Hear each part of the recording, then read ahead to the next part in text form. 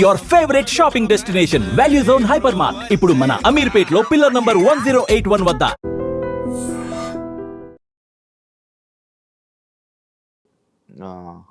మౌలి ఈ మధ్య recent little hearts మూవీలో కాత్యాయని సాంగ్తో మొత్తం ఫుల్ జనాలందరూ ఇంప్రెస్ అయ్యి ఎంటర్టైన్ అవుతున్నారు.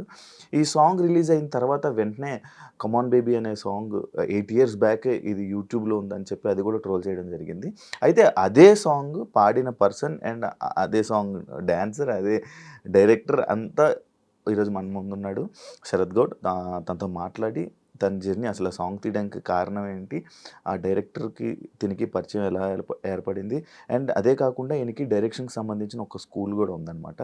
స్టూడెంట్స్ అందరికీ ట్రైన్ చేస్తున్నాడు.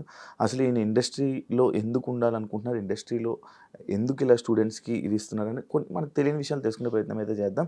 హాయ్ బ్రో, ఎలా ఉన్నావు? హాయ్ శివ గారు, బాగున్నారా? బాగున్నా. శివ అని పిలు బ్రో. అమ్మో, ఎలా ఉన్నావు బ్రో? బాగున్నా.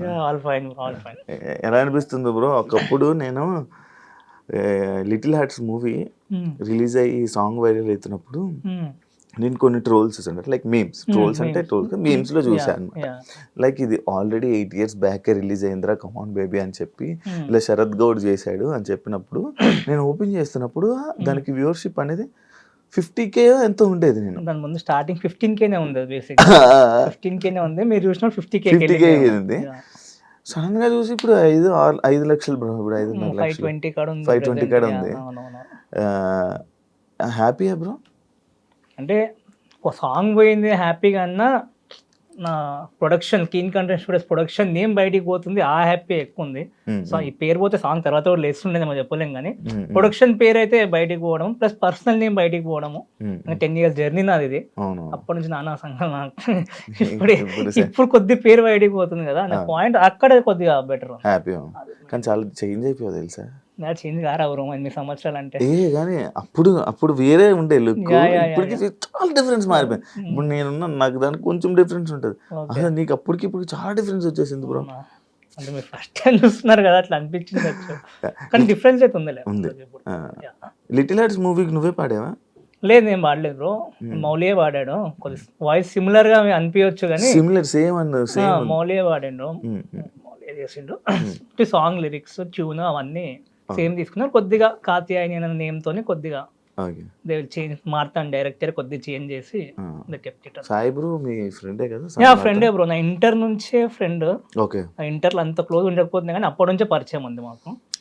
ఇంటర్ అంటే నేను కమాన్ బేబీ సాంగ్ చేయకముందు నుంచే పరిచయం, అప్పటి నుంచే పరిచయం. ఏంటి బ్రో మీ ఇద్దరు సినిమా ఇండస్ట్రీ ఎందుకు అంత?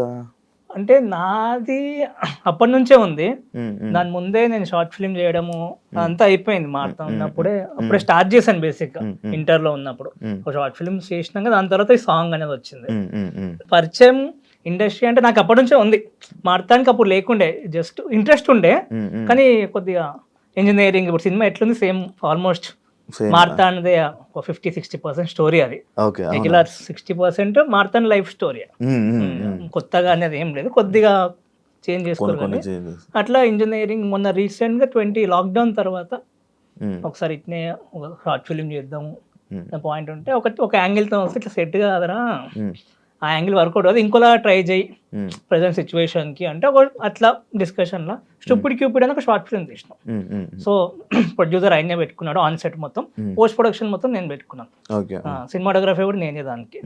సో అట్లా చేసుకుని స్టూపిడ్ క్యూపిడ్ అని షార్ట్ ఫిల్మ్ చేసినాం. ఆయన ఒక 50 దాకా 46-50 దాకా పెట్టుకుంటూ నేను ఎడిటింగ్ డబ్బింగ్ అవన్నీ స్టూడియో ఉంది, ప్రొడక్షన్ స్టూడియో ఉంది మొత్తం.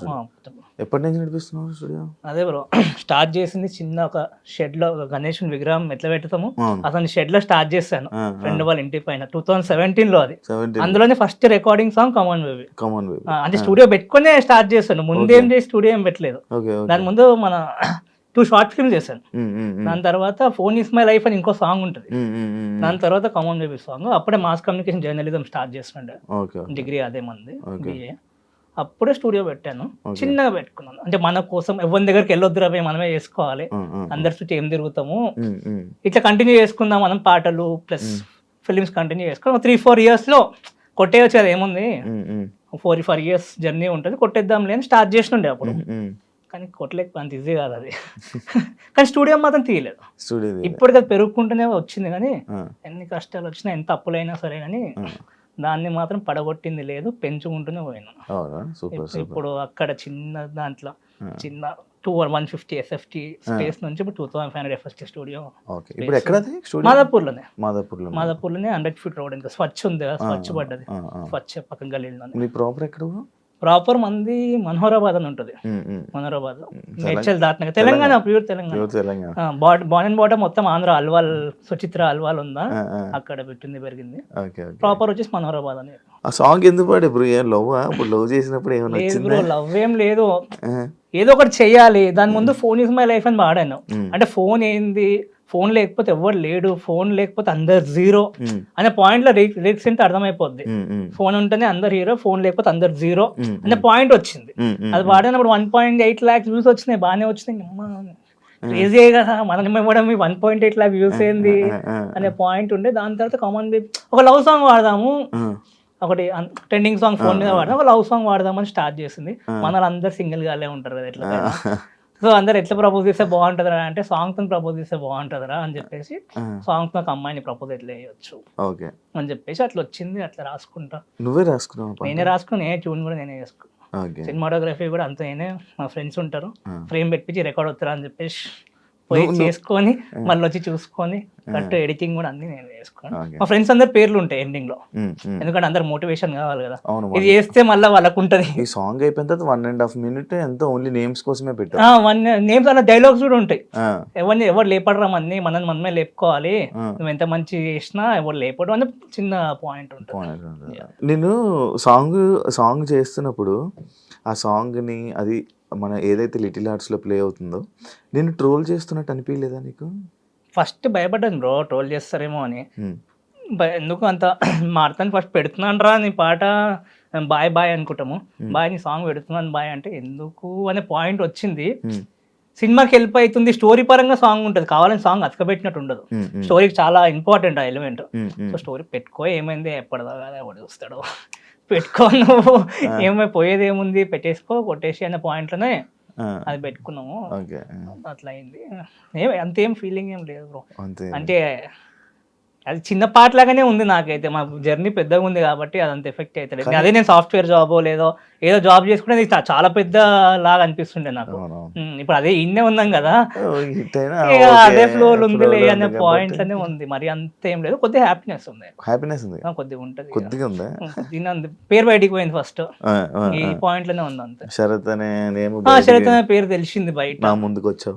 నీ ముందుకు వచ్చా, సక్సెస్. అదే మనం చేసిన జర్నీకి ఇది ఒక నైస్ పాయింట్ లాగా అంతే. నా కోసం ఒక ఆల్రెడీ స్టేజ్ మీద వాడినాను బ్రో, అందరు ముంగటే వాడేస్తాను. ఇద్దరం వద్దు బ్రో, వద్దు బ్రో. ఎందుకు? ఒకలే నార్మల్ కాదు. నువ్వు కొంచెం నువ్వు యాక్టర్ అవుతావు అనుకున్నావు కదా? లేదు బ్రో, అంటే డైరెక్షన్ మీదనే ఫస్ట్ సింపుల్ చెప్పాలంటే మనకు ఉండాలి రవి. ఊరికి తిరిగే పరిస్థితి వద్దు, ఈ పాయింట్లోనే గట్టిగా ఉన్నా. కానీ నేను చాలా దెబ్బలు తిని, నేను మొత్తం లాస్ అయ్యి స్టూడియోస్ పెట్టుకొని, ఎవరు నమ్మకాలన్నీ తక్కువ అయిపోయినప్పుడు మేము అన్ని పెట్టుకొని సంకనానికి పోతుంది. సినిమా అంటే ఏం లేనోడు వచ్చి ఏం బీక నీకు వస్తారు ఇక్కడికి, అసలు నాకు అర్థం కావట్లేదు. ఊర్లో వదిలేసుకుని ఎందుకు వస్తారు? ఇప్పుడు కూడా వస్తారు. ఫస్ట్ ఈ లాజిక్లో వస్తారు. అసలు ఎవడు కొన్ని ఇండస్ట్రీ అన్న ఒక మార్గం ఉందా మనోళ్ళకి, లేకపోతే వీళ్ళే కరెక్ట్ పోతలేరా? అంటే ఫిల్మ్ మేకర్స్ కరెక్ట్ ఇండస్ట్రీ దాకా టచ్ చేసే స్కోప్ వీళ్ళకి లేదా? అసలు బ్రిడ్జ్ అయింది మధ్యలో. ఫస్ట్ ఆపర్చునిటీ ఎవరు క్రియేట్ చేయాలి? సినిమా అంటే అయిపోద్ది అనుకుంటారు, కానీ చిన్న సినిమా తీయాలన్నా ₹1,00,000 మినిమం కావాలి.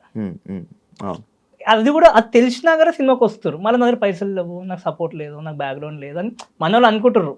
కానీ ఏం లేకపోయినా ఒకటి సపోర్ట్ కూడా చేయట్లేదు. టు బి ఫ్రాంక్, సపోర్ట్ చేసేలాగా వీళ్ళు కూడా ఏం చేయట్లేదు. ఒకటి కథ ఉందన్న పనులు అవ్వవు కదా. సో ఇది చాలా వెలిగినుండే నాకు. ఎప్పుడు ఒక 20 లక్షలు 17 to 20 lakhs పెట్టి 2022లో మాదాపూర్లోనే స్టూడియో పెట్టా. అల్వాల్ నుంచి ఆడొకటి, బోయిన్పల్లి అని ఒకటి ఉంటుంది, తిరుమలగిరి ఒకటి ఉంటుంది హైదరాబాద్ సైడ్, ఆడ సెకండ్, నెక్స్ట్ మాదాపూర్ థర్డ్. అక్కడ పెట్టా. అక్కడ పెట్టి కొట్టేద్దాం ఇంకా ఇన్ఫినిటం బాగా రన్ అవుతుందా? ఇప్పుడు ప్రెసెంట్ బెటర్ బెటరా ఇప్పుడు better. వారం కన్నా బెటర్. కాదు ఇప్పుడు నువ్వు ఎవరికో క్లాసులు చెప్తున్నావు డైరెక్షన్ దానికి సపోజ్ క్లాసులు కానీ అవన్నీ ఇప్పుడు చేస్తావు classes- keen studios keen content studios classes అనే పాయింట్ కానీ ఆపర్చునిటీస్ ఇస్తున్నాం. ఆపర్చునిటీస్ ఇస్తున్నాం. మెయిన్ గోల్ మన young film makers, first time film makers, main thing first time film makers ఎవరికి అయితే నిజంగా ప్యాషన్ ఉందో, స్కోప్ ఉందో వాళ్ళకి ఆపర్చునిటీస్ క్రియేట్ చేస్తాం. క్లాసెస్ అన్నా సరే వాడ బుక్కిష్ నాలెడ్జ్ కొద్దిగా ఉంటుంది, ప్రాక్టికల్ నాలెడ్జ్ ఎక్కువ ఉంటుంది, ఫ్యాక్ట్స్ ఎక్కువ ఉంటాయి. ప్రాక్టికల్ గా చేపియడం తీపియడం, బ్యాచ్ సైజ్ కూడా 10, 12, 15 మందే ఉంటారు పర్ బ్యాచ్ కి. సో వాళ్ళని 1-on-1 కమ్యూనికేషన్ ఫ్రెండ్స్ లాగానే మాట్లాడుకొని అందులో టాప్ 3 people ని సెలెక్ట్ చేసి ఒక షార్ట్ ఫిల్మ్ తీపిస్తాం. అంటే వాళ్ళకి నాలెడ్జ్ ఉన్న పర్సన్స్ నీ దగ్గరికి వస్తారా లేకపోతే మినిమం నాలెడ్జ్ లేని వాళ్ళు వస్తారా? మినిమం నాలెడ్జ్ వాళ్ళకి వస్తే మనం 100 షార్ట్ ఫిల్మ్స్ ప్రాజెక్ట్ అని చాలా మందికి తెలుసు. ఫిల్మ్ మేకర్స్ కి అయితే అందరికి తెలుసు, యంగ్ ఫిల్మ్ మేకర్స్ కి, కామన్ ఆడియన్స్ కి తెలియదు పాయింట్ కానీ. సో 100 షార్ట్ ఫిల్మ్స్ ప్రాజెక్ట్ అని చెప్పేసి మనమే స్టార్ట్ చేసినాం. ఇంతవరకు ఎవరు చేయలేదు, అంటే అందరు షార్ట్ ఫిల్మ్ చేస్తారు కానీ కమర్షియల్ గా చేస్తారు. ఇప్పుడు ఎవరు చేసినా పెద్ద పెద్ద ప్రొడక్షన్ చేసినా కమర్షియల్ గా, అంటే సేమ్ అమ్మాయి ఉంటుంది, సేమ్ అబ్బాయి ఉంటాడు, సేమ్ అవే ఇల్లులు ఉంటాయి, కొట్టాలి వ్యూస్ కొట్టాలి, బ్రాండింగ్ కొట్టాలి, ఈ పాయింట్ అనే ఉంటుంది. మనం అట్లా కాదు, మనం pure professional short film. Cinema ఒక పెద్ద సినిమా 2 hours సినిమా 3 సీన్లు తీసి ఎట్లుంటది అట్లా షార్ట్ ఫిల్మ్ చెప్పిస్తాం. ఆడిషన్స్ అవుతాయి ఫిల్మ్ మేకర్స్ ఎక్స్పీరియన్స్ కోసం, కాస్టింగ్ అవుతుంది, ప్రొడ్యూసర్ నరేషన్లో అవుతాయి, దాని తర్వాత వచ్చి రిహార్సల్స్ చేసుకుంటారు. 2 days రిహార్సల్స్ కి ఇస్తాము. ఆన్ సెట్ మంచి అన్ని ఎక్విప్మెంట్, టాప్ నాచ్ ఎక్విప్మెంట్ అన్ని ఇస్తాము. దాని తర్వాత మందరిని డబ్బింగ్ స్టూడియోస్ అన్ని మందరినే ఉన్నాయి. సో ఎక్స్పీరియన్స్ మొత్తం ప్రొఫెషనల్ ఎక్స్పీరియన్స్ ఇస్తాం. మార్కెటింగ్ కూడా వేపిస్తాం. ఒక్కొక్కరితో స్పేస్ ఇచ్చి రండి మార్కెటింగ్ చేసుకొని ఇలా వేసుకోవాలి మార్కెటింగ్, సినిమా అంటే ఇంత ఇంపార్టెంట్ వాల్యూ, ఆ ఎక్స్పీరియన్స్ ఇస్తాం. అంత తోపేం తీయరు కానీ ఎక్స్పీరియన్స్ మాత్రం ఇప్పుడు తీయకపోతే నెక్స్ట్ తీస్తారు. ఓకే, అంటే లైక్ ఇప్పుడు నువ్వే చెప్తున్నావు లైక్ సినిమా ఇండస్ట్రీలోకి మనం ఏ బ్యాక్గ్రౌండ్ లేకుండా ఇలా రావాలి, ఎన్ని కష్టాలు ఉంటాయని చెప్తున్నారు. మళ్ళీ నువ్వే ట్రైనింగ్ ఇస్తున్నావు మళ్ళీ ఇండస్ట్రీ గురించి. అవును బ్రో, అదే కదా నా పాయింట్. ఇప్పుడు నేను నన్ను చాలా మంది అంటారు నువ్వు డైరెక్టర్ కావంటారు. నేను అయితే టెన్షన్ ఏం పడకుండా చూస్తాను నన్ను కూడా 2 years లో 100% అది.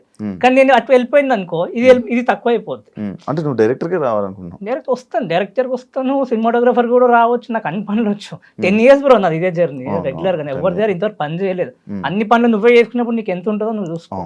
మొత్తం నీదే అనుకో, ఇది కూడా నువ్వే చేస్తున్నావు అనుకో, ఎడిటింగ్ కూడా నువ్వే చేసుకుంటున్నావు అనుకో, అన్ని వీడియోస్ నీకు ఎంత వచ్చి ఉంటది. సో ఆ యాంగిల్ నాకు అంత వచ్చు అనమాట టోటల్ గా. ఇప్పుడు 100 షార్ట్ ఫిల్మ్స్ కూడా 10 రిలీజ్ అయిపోయాయి, 10 ప్రొడక్షన్ పోస్ట్ ప్రొడక్షన్ ఉన్నాయి, ఇంకా 7 to 8 మన స్క్రిప్ట్స్ రెడీ ఉన్నాయి, ఇంకా 15 మంది రెడీ కూడా ఉన్నారు. ఇంకా 1.5 year లో 100% నేను నా PR చేసుకొని నేను 100% లేపుకుంటాను. కథలు రాసుకున్నావా? ఉన్నాయి బ్రో, 3 ఉన్నాయి. ఒక 3 ఎవరు చెప్దాం అనుకుంటున్నావు? చెప్దామని ఏం అనుకోవట్లేదు బ్రో ప్రెసెంట్ అయితే. ఫస్ట్ అది మొత్తం బాండ్ అయిపోయినాక అంటే 2-3 ఉన్నారు మైండ్ లో అయితే. లైక్ సాయి తీసినట్టు మౌలితో లేదు అట్లే అలా చిన్న ఒక యూట్యూబర్లు ఆ యాక్టర్లతోనే నడిపించేస్తావా లేకపోతే ఏమైనా ఎక్స్పెక్టేషన్? లేదు బ్రో, ఒక అంటే 3 angles రాసుకున్నాను స్టోరీ. నేను అదే నమ్ముతాను. ఒకటి 2.5 కోట్ల అయిపోయే స్టోరీ రాసుకున్నాను, ఇంకోటి 8 కోట్ల అయిపోయే స్టోరీ రాసుకున్నాను, ఇంకోటి 20 కోట్ల అయిపోయే స్టోరీ రాసుకున్నాను. స్టెప్ బై స్టెప్ పోవచ్చు. ఎవరు ఎప్పుడు దాకుతారో తెలియదు కదా మనకి. మనం ఇప్పుడు నా కథ ఒక ప్రొడ్యూసర్ పెట్టాలని ఎప్పుడు అనుకోదు. ఫిల్మ్ మేకర్స్ అదే చేస్తారు. ఏ ప్రొడ్యూసర్కి ఎలాంటి కథలు ఇష్టం అని చెప్పి నువ్వు పోవాలి. నా కథ తోపు ఆయన ఎందుకు పెడతలేడు నా కథ కని కాదు. ఏ ప్రొడ్యూసర్కి ఎలాంటి కథలు నచ్చితే అది నీకు తెలిసి ఉండాలి. అప్పుడు నువ్వు అలాంటి కథ పట్టుకుని ఆ ప్రొడ్యూసర్కి పోవాలి. అప్పుడైతే నీకు వర్కౌట్ చేసుకోపు ఎక్కువ ఉంటుంది. మన జనరల్ ఆడియన్స్ ఏంటంటే ఒక కథ ఉంటుంది, అందరు కథ చెప్తా ఉంటారు. సో ఏ ప్రొడక్షన్ వాళ్ళకి డిఫరెన్స్ ఉంటుంది, ఎవరి టేస్ట్ వాళ్ళకి డిఫరెంట్ ఉంటుంది. సో అట్లా వేరే వేరే జానర్స్ లో వేరే వేరే కాన్సెప్ట్స్. చిన్న ప్రొడ్యూసర్ వస్తే చిన్న కథ, సినిమా తీయాలి అంతే, మంచి సినిమా తీయాలి. పెద్దదో చిన్నదని పక్కకు పెడితే ఇప్పుడు ఎప్పుడైతే మన లిటిల్ ఆర్ట్స్ హిట్ అయిందో దాని తర్వాత చిన్న సినిమాలే, అంటే చిన్న సినిమాలనే బాగా ఆదరిస్తున్నారేమో అని చెప్పి ఉంటది. ఇప్పుడు అదే మెయిన్ థింగ్. అదే చాలా మంది ధైర్యం వచ్చింది. లైక్ ఇప్పుడు షన్నుది కొత్త షన్నుది కూడా వచ్చింది, ఇప్పుడే వచ్చింది. మీరు కూడా అందులో అది కూడా వాళ్ళకి అదే ధైర్యం వచ్చింది. ఓకే అని చెప్పి ఒక ధైర్యం వచ్చింది. ఉంటది బ్రో, ఏదన్నా కంటెంట్ మ్యాటర్స్. అదే మెయిన్ థింగ్, దాని పరంగానే మనం పోవాలి కూడా. సో ఫిల్మ్ మేకర్స్ పాయింట్కి వస్తే ఎందుకు చేస్తున్నాం అంటే దానికోసమే చేస్తున్నాం. వాళ్ళ తర్వాత రూట్ క్రియేట్ చేయాలి. ఇప్పుడు నేను స్టార్ట్ చేశాను, నేను వాళ్ళకి పోయాక కంటిన్యూ అవుతుంది, అదే తాగదు. బ్రిడ్జ్ ఉంది బ్రో. పెద్ద ప్రొడ్యూసర్స్ కి మంచి కథలే కావాలి. ఫిలిం మేకర్ నా దగ్గర మంచి కథలు ఉన్నాయి అనుకుంటాడు. వాళ్ళకి వీళ్ళని ఎట్లా పట్టుకోవాలో తెలియదు, వీళ్ళకి వాళ్ళని ఎట్లా పట్టుకోవాలో తెలియదు. దానికి మధ్యలో కీన్ కంటెంట్ స్టూడియోస్ 100% ఉంటుంది ఫ్యూచర్ లో. దీన్ని మాత్రం మాట. ఎంతమంది వెళ్ళారు ఈ మధ్య? ఇప్పుడు ఎవరు వెళ్ళలేరు బ్రో, ఎందుకంటే రీసెంట్ వన్ ఇయర్ అయింది స్టార్ట్ అయ్యి. అంటే ఈ ప్రాజెక్ట్ స్టార్ట్ అయ్యి 1 year అయింది, దాని ముందాక నా జర్నీ ఉండే. ఓకే ఈ ప్రాజెక్ట్ స్టార్ట్ అయ్యి 1 year అయింది. వెళ్తారు ఇంకో 2 years లో మెల్లమెల్లిగా.